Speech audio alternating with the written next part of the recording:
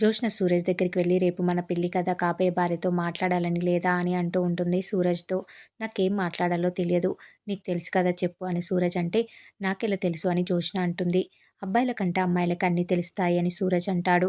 కాసేపు అవన్నీ ఆపు అని జోష్న సూరజ్ని ముద్దు పెట్టుకోవడానికి దగ్గరికి వెళ్తే సూరజ్ దూరంగా వెళ్ళిపోతాడు.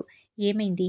ముద్దు పెట్టుకుంటుంటే దూరం జరిగావని జోష్న అడిగితే, పెళ్లి కాకముందు వద్దు అనిపించింది అని అంటాడు సూరజ్. మనం కాబోయే భార్యాభర్తలం కదా అని జోష్న అంటే, ఇంకా అవ్వలేదు కదా, రేపటి వరకు టైం ఉంది కదా అని సూరజ్ అంటాడు. ఇందుకేరా నువ్వంటే నాకిష్టం. నేనిచ్చేది నువ్వు తీసుకోవు. నీకు నచ్చితేనే తీసుకుంటావు. ప్లీజ్ రా, పెళ్లి తర్వాత ఇలా ఉండకురా. ఫ్రెండ్లీగా ఉండు. అందరిలా ఉండు. జోక్ వేస్తే నవ్వు. ముద్దిస్తే తీసుకో. టోటల్‌గా నా బెస్ట్ ఫ్రెండ్‌లా ఉండురా అని అంటూ ఉంటుంది జోష్న సూరజ్‌తో. నేను నాకు నచ్చేలా ఉంటాను. కష్టమైతే వదిలేయొచ్చు కదా అని సూరజ్ అంటే, ఎలా వదిలేస్తారా? నేను తీసుకునే ఊపిరిరా నువ్వు. నీతో నేను కరిగిపోయి నేను మాయమయ్యే వరకు వదులుకోలేను అని సూరజ్ చెయ్యి పట్టుకొని అంటూ ఉంటుంది జోష్న సూరజ్‌తో.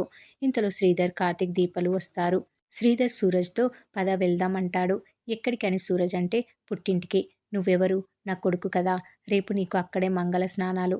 అక్కడే రెడీ అయ్యి వస్తావు అని అంటాడు సూరజ్‌తో శ్రీధర్. దానికి సూరజ్, అటు ఇటు తిరగడం ఎందుకు? ఇక్కడే ఉండిపోదాం. నేను రాను అని సూరజ్ అంటాడు. ఒకే ఇంటి దగ్గర ఉంటే పెళ్లి అవ్వదు అంటారు. వెళ్దాం పదా అని శ్రీధర్ అంటే, జోష్న వాళ్ళ ఇల్లు పెద్దది. మనది అవుట్ హౌస్ అని సూరజ్ అంటాడు. కార్తీక్ జోష్నతో, అమ్మ జోష్న, సూరజ్‌తో నీకేమైనా పనుందా?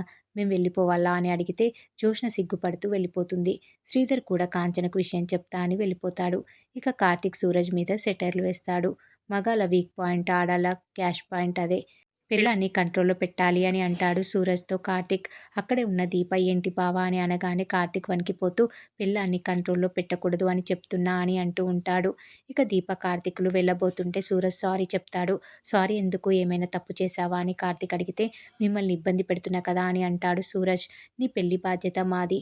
నువ్వు నాకు తమ్ముళ్లాంటి వాడివి. రేపటి నుంచి తోడల్లుడివి అని కార్తీక్ చెప్తాడు. ఇక కార్తీక్ వెళ్తూ దీపతో, సూరజ్ సారీ ఎందుకు చెప్పాడు? కారణం కూడా కరెక్ట్‌గా చెప్పలేదు కదా అని అంటాడు.